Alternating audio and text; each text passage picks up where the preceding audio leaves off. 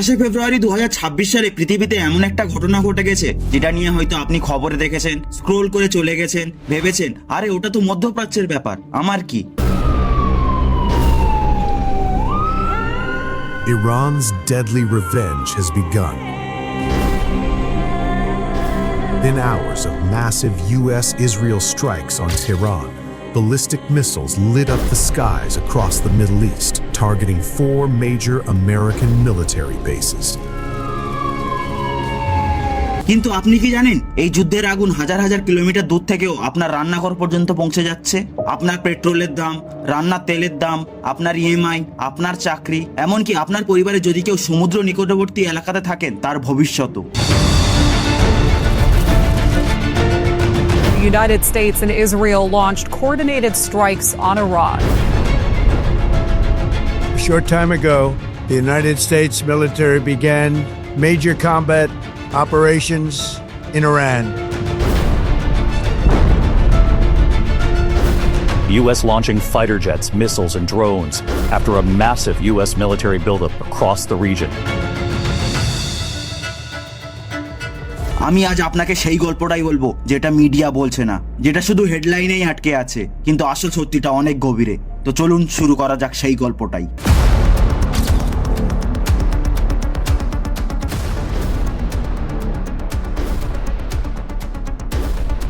The supreme leader of Iran has been killed. Iranian officials have vowed a crushing response, declaring all US and Israeli assets in the region legitimate targets.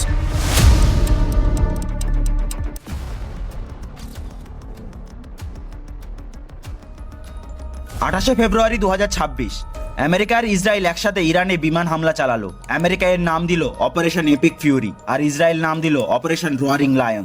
নামগুলো শুনেই বুঝতে পারছেন এটা কোনো ছোটখাটো ঘটনা নয়, এটা সেই যুদ্ধ যেটা মধ্যপ্রাচ্য বহু বছর ধরে অপেক্ষা করছিল, আর যেটা শুরু হতেই গোটা পৃথিবীর অর্থনীতি কেঁপে উঠলো। কিন্তু আপনি হয়তো ভাবছেন ভাই এটা তো আমেরিকা ইসরায়েল ইরানের লড়াই, ভারতের কি সম্পর্ক?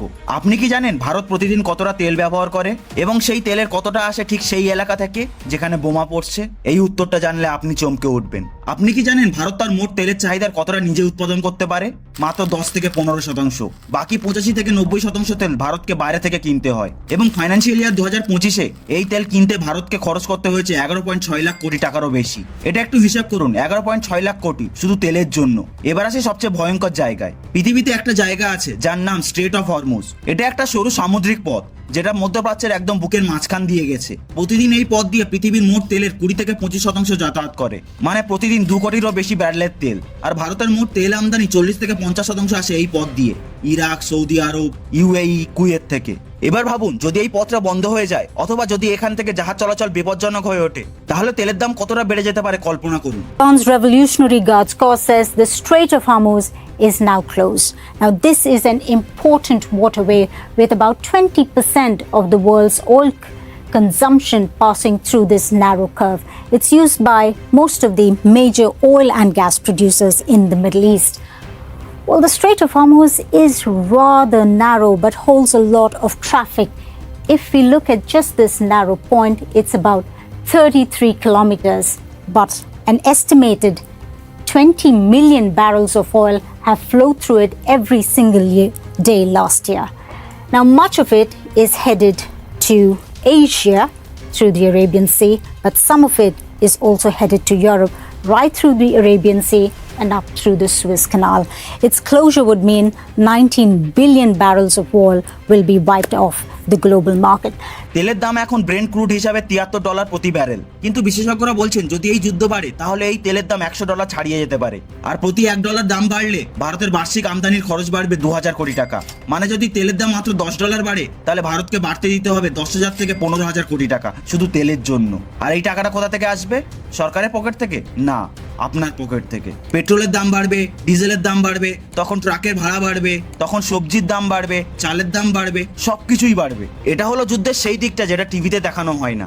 এখন একটা সত্যিকারের ছবি এখন মনে, ধরুন আপনার কোনো আত্মীয় দুবাইয়ে কাজ করেন অথবা আপনি নিজে ওখানে যাওয়ার প্ল্যান করেছিলেন, হঠাৎ ফোন এলো যে সব ফ্লাইট ক্যান্সেল, তখন আপনি কি করবেন? এটা শুধু কল্পনা নয়, এটাই বাস্তব। 28শে ফেব্রুয়ারিতে মাত্র একদিনে 410টা ফ্লাইট বাতিল হয়েছে এবং তারপরের দিন মার্চের 1 তারিখে 444টি ফ্লাইট বাতিলের আশঙ্কা তৈরি হয়েছিল। এয়ার ইন্ডিয়া, ইন্ডিগো, সব বড় বড় এয়ারলাইন দুবাই, দোহা, আবুধাবি, এমনকি লন্ডন, ফ্র্যাঙ্কফুর্টের মতো ইউরোপিয়ান রুটও বন্ধ করে দিয়েছে। কেন? কারণ ইরান, ইসরায়েল আর ইরাকের আকাশসীমা বন্ধ হয়ে গেছে। বেঙ্গালুরু, কলকাতা, চেন্নাই বিমানবন্দরেও যাত্রীরা আটকে গেছেন। পরিবার অপেক্ষা করছে, কিন্তু কেউ জানে না কখন ফ্লাইট আবার চালু হবে। Hundreds of flights cancelled. Thousands of tourists stranded. The world's busiest airports bear a deserted look. It is considered one of the worst aviation disasters since the COVID pandemic. আর এই সংকটের সবচেয়ে বড় শিকার কে জানেন? ভারতের 80 লাখেরও বেশি মানুষ, যারা উপসাগরীয় অঞ্চলে কাজ করেন, যাদের পাঠানো টাকায় বাড়ির সংসার চলে, যাদের প্রেরিত অর্থ থেকে ভারতে আসে $80 বিলিয়ন বেশি। যদি এই মানুষগুলো চাকরি চলে যায়, যদি তাদের ফিরে আসতে হয়, তাহলে সেই টাকাটা আসা পুরো বন্ধ হয়ে যাবে। তাহলে ভাবুন কত পরিবার বিপদে পড়বে, সেটা কি আমরা হিসেব করেছি? এখানে খুব একটা ইন্টারেস্টিং জিনিস আছে। ভারতের সামনে এই যুদ্ধটা একটা বিশাল বড় ডিপ্লোম্যাটিক চ্যালেঞ্জ। একদিকে আমেরিকা আর ইসরায়েল, যাদের সাথে ভারতের প্রতিরক্ষা সহযোগিতা আছে, প্রযুক্তি চুক্তি আছে, প্রধানমন্ত্রী মোদী সম্প্রতি ইসরায়েল সফরও করেছেন। অন্যদিকে ইরান, যে দেশের সাথে ভারতের 4 বাহার পোর্ট চুক্তি আছে। এই বন্দরটা ভারতের জন্য আফগানিস্তান এবং সেন্ট্রাল এশিয়ার পৌঁছানোর একমাত্র সহজ পথ। ভারত বিদেশ মন্ত্রণালয় বলছে সংযম দরকার, আলোচনা দরকার, সার্বভৌমত্বের প্রতি সম্মান দরকার। মানে ভারত কোনো পক্ষ নিচ্ছে না, কিন্তু এই ব্যালেন্সের খেলাটা কতদিন চলবে?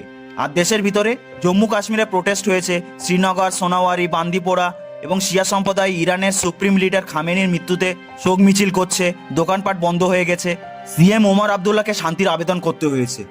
Shifting our focus to India now, Jammu and Kashmir was on a high alert as protests spread across the valley over the killing of Iran's supreme leader Ayatollah Ali Khamenei. Authorities imposed restrictions at key locations including Srinagar, Baramulla and Budgam. এই যুদ্ধ শুধু বাইরের নয়, এটা ভেতরের উত্তেজনাও তৈরি করেছে। তাহলে আপনি এখনো কি মনে করেন ইরান ইসরায়েলের যুদ্ধ আপনার জীবনের সাথে সম্পর্কিত নয়? এই পৃথিবীতে কোনো কিছুই বিচ্ছিন্ন না। একটা দেশের যুদ্ধ আরেকটা দেশের মানুষের রান্নাঘর পর্যন্ত পৌঁছে যায়। আপনার কাজ হলো সচেতন থাকা, ইনফর্ম থাকা আর নিজেকে, নিজের পরিবারকে ফাইন্যান্সিয়ালি একটু হলেও সুরক্ষিত রাখার চেষ্টা করা। এই ভিডিওটা যদি আপনার কাজে লেগে থাকে তাহলে এখনই শেয়ার করুন, কারণ এই তথ্যগুলো আপনার পরিচিত মানুষদেরও জানা দরকার। আর কমেন্টে বলুন আপনি কি মনে করেন এই যুদ্ধ ভারতকে বড় ধাক্কা দেবে নাকি ভারত সামলে নেবে? তবে আমি আমার নিজের মতটা বলি, একদল বিশেষজ্ঞরা বলছেন ভারত সামলে নেবে, কারণ রাশিয়া থেকে 40% তেল আসছে, স্ট্র্যাটেজিক রিজার্ভ আছে আর স্ট্রেট অফ হরমুজ বন্ধ হওয়ার সম্ভাবনা কম। কিন্তু আরেক দল বলছে যদি যুদ্ধ দীর্ঘ হয়, তেলের দাম $100 ছাড়ালে 80 লাখ প্রবাসী চাকরি চলে গেলে সেই ধাক্কা সামলানো সহজ হবে না। সত্যি কথা হলো এই মুহূর্তে কেউ নিশ্চিত হয়ে বলতে পারছে না। উত্তরটা নির্ভর করছে এই যুদ্ধটা আর কতদিন চলবে তার উপর। সবচেয়ে বড় জিনিস যেটা আমাকে ভাবায় সেটা হলো 80 লাখ প্রবাসী ভারতীয়। এটা শুধু সংখ্যা নয়, এরা কোটি কোটি পরিবারের ভরসা। এই মানুষগুলোর উপর যদি সত্যিকারের বিপদ আসে, সেটা ওয়াইল প্রাইসের চেয়েও বেশি বড় সমস্যা হবে। আপনার মতামত কি এই বিষয়ে? নিচে কমেন্ট করুন। দেখা হবে পরের ভিডিওতে। ভালো থাকবেন, সুস্থ থাকবেন, ধন্যবাদ।